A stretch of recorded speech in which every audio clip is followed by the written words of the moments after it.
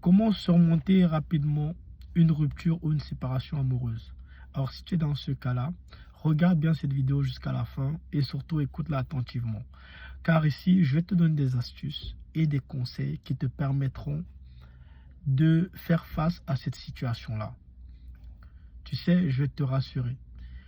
Il n'est jamais évident de faire face à une séparation ou à une rupture lorsqu'on a aimé une personne, lorsqu'on a passé beaucoup de temps avec cette personne, lorsqu'on a des moments de souvenirs avec ces personnes, lorsqu'on a donné de sa personne, lorsqu'on s'est donné humainement, on s'est donné financièrement, on a donné tout ce qu'on avait pour que la relation marche et qu'au final, ça passe par une rupture ou une séparation.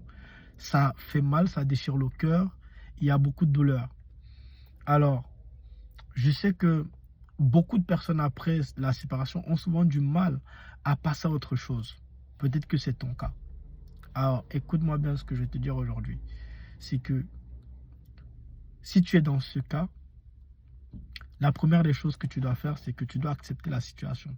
Tu dois te dire que oui, que la relation, elle est bel et bien terminée. Oui. C'est souvent là le plus difficile. C'est d'accepter que la relation est terminée, c'est d'accepter qu'avec cette personne, c'est terminé. C'est d'accepter que tous les projets que vous avez ensemble pour le futur sont tombés à l'eau. C'est dur à dire, mais la réalité, elle est là.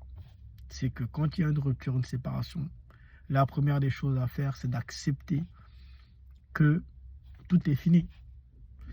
Dès lors qu'on accepte, ça nous libère, ça nous permet d'avancer.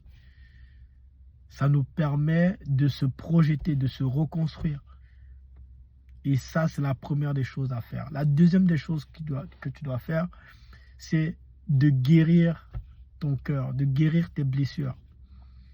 Oui, parce que quand il y a une séparation, il y a beaucoup de douleur, il y a des déchirements et ça laisse des traces.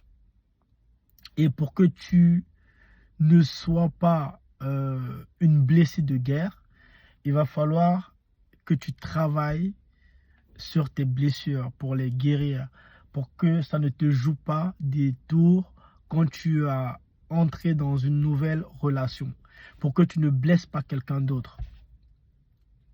Parce que souvent, les déceptions ont rendu certaines personnes très, très méchantes.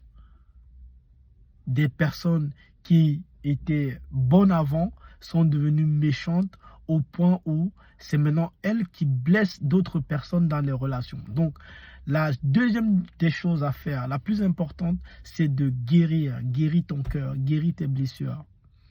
La troisième des choses que tu dois faire, évite de retomber dans les souvenirs avec cette personne. Arrête de regarder les messages. Arrête de regarder vos photos, vos vidéos, où vous étiez en vacances, où vous étiez au restaurant, la lune de miel. Arrête. Si tu veux passer à autre chose, il va plutôt falloir que tu commences à effacer ces souvenirs. Pour que tu puisses aussi être libéré en fait de l'image de la personne. C'est vrai que ça ne va pas se faire comme ça en laps de temps. Mais il va falloir que tu commences à le faire petit à petit. Pour que tu laisses la place pour quelqu'un d'autre de rentrer dans ta vie et de combler son absence. Alors, la quatrième des choses que tu dois éviter de faire, c'est de te poser des questions pourquoi la relation n'a pas marché ou de culpabiliser. Tu sais, dans une relation, on est deux. Et quand il y a une rupture ou une séparation, l'erreur est pour tous les deux. L'erreur est pour tous les deux. Donc, chacun a sa part de responsabilité. Donc, arrête de te culpabiliser, arrête de te poser des questions. Parce que ce qui va se passer, c'est quoi?